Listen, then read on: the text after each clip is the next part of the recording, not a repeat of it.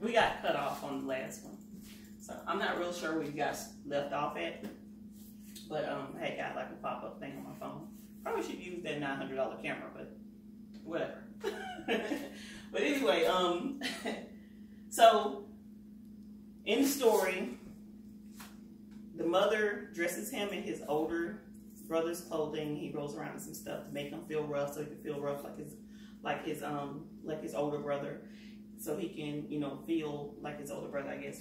And he does it, and then he goes into the tent with the father, which, yeah, I can't remember the father's name. If it's Lot or Job. I think it might be Lot. I don't know. Anyway, so he goes inside of the tent with the father, and the father, he says that basically, you know, I'm ready for my blessing, whatever, you can bless me. And he says, are you my very son, Enoch, right? And what does Jacob say? One of the magic words that Jacob says is in the Bible, guys. It's in the Bible. It's in the Bible. You guys hear it. I don't know if you guys seen The Secret. It's a documentary. If you haven't seen it, then you definitely, should see it. It's a very powerful, well, I'm not going to say powerful, but it is definitely a foot in the door. The documentary is called The Secret. I'm just going to write it right here so you guys can see. Write that down.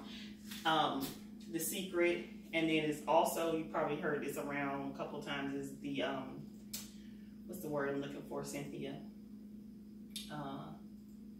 What is The Secret? Oh my goodness. What's the word I'm looking for?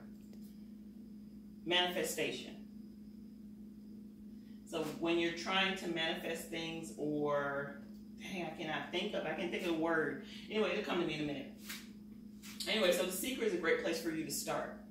So what happens is Jacob goes into, back to the story, Jacob goes into the tent with the father, and he says one of the magic words, and he says to,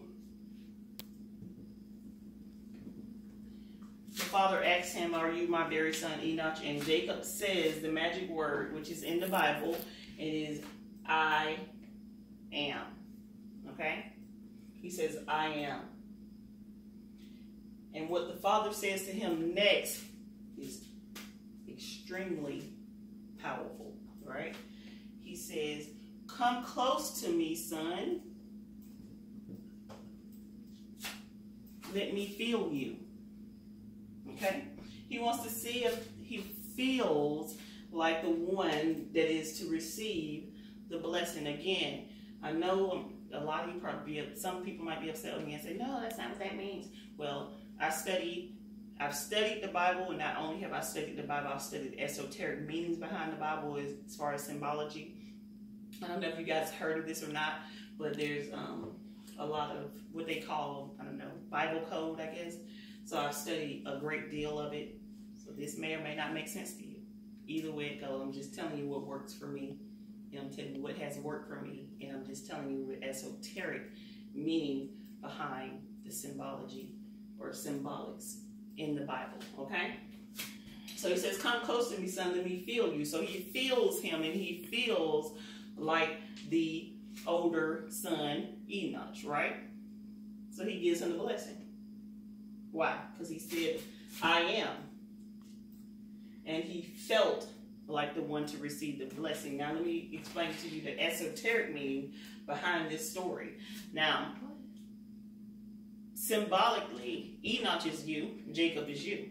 Enoch happens to be the older you, the old you, right?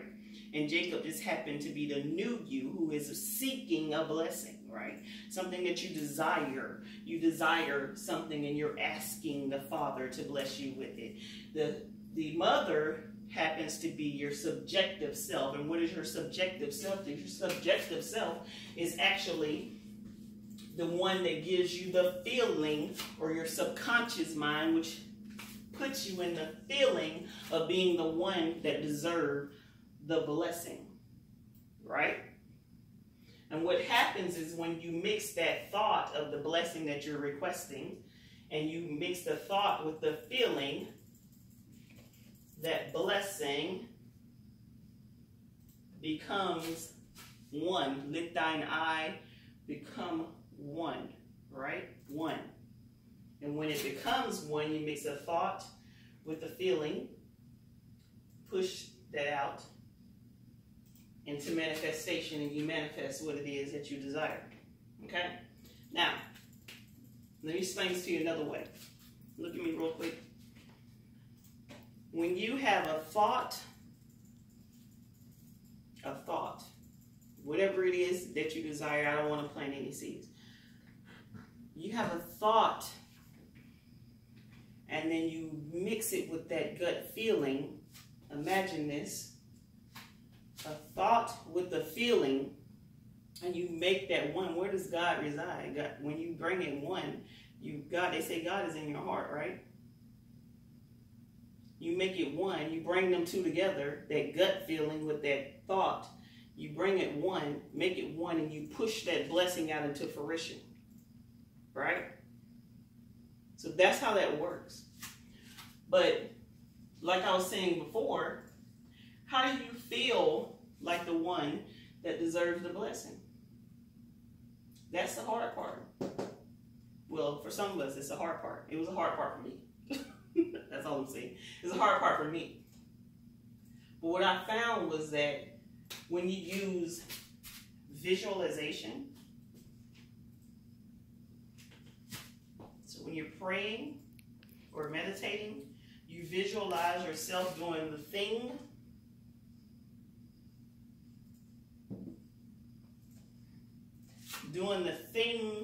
that you desire. You visualize yourself doing the thing that you desire.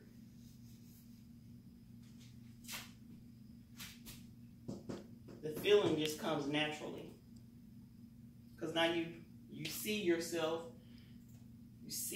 doing it, doing what the thing is that you desire. You see yourself, you see that loved one doing the thing that you desire, and it automatically creates feeling. I've meditated one time, or actually no, I'm not going to share any of mine, sorry. But that is how it works, guys. Now, I'm actually not going to get into this, but one of the main things that I study that I think is extremely important, because I want you guys to know that if you're not creating your inner self, your inner self will be created for you. Whether it be created by television, the music you listen to, social media, the memes that you guys look at, I don't know, the club that you go to, whenever you go to it. If it's not being created by your surroundings, well, if you're not creating it, it's going to be created by your surroundings. Okay? You are the sum total. You are the sum total of the people that you hang out with. So you have 1, 2, 3, 4 friends. If this friend is, which is typical, this friend broke, that friend broke, that friend broke, 9 times out of 10, oh, I'm sorry, let's say this friend got a little bit of money. This friend right here got a little bit of money. Guess what? 9 times out of 10, 9.5 times out of 10, this is you probably broke or got a little bit of money too. Living from paycheck to paycheck. Okay? Because you are a product of your surroundings. But the crazy thing is you can create your surroundings. But first you have to know who you are and how to pray. Next thing I will talk to you guys about, not in this particular video, but another video. I study a lot of stuff on the mind. That's one of the main things that's really important to me, which is why I say you're a product of your surroundings. You are the sum total of the people, or 5 people that you hang out with. I study the mind consistently and persistently, and I I want to teach people how to listen to yourself and how to use that intuition that God has blessed you with. The Most High Universe has blessed you with. I want to teach you or talk to you about how you can use that to get anything that your heart desires. Okay? Regardless of who you are, what you do, how you feel, you are able to create. And you can find happiness within yourself. I know happiness is such a cliche word, but you can definitely find happiness. Okay? You can also fulfill any desire, any dream, anything that you want. And I'm actually gonna walk with you guys on this journey. And I hope you walk with me as well. Thank you.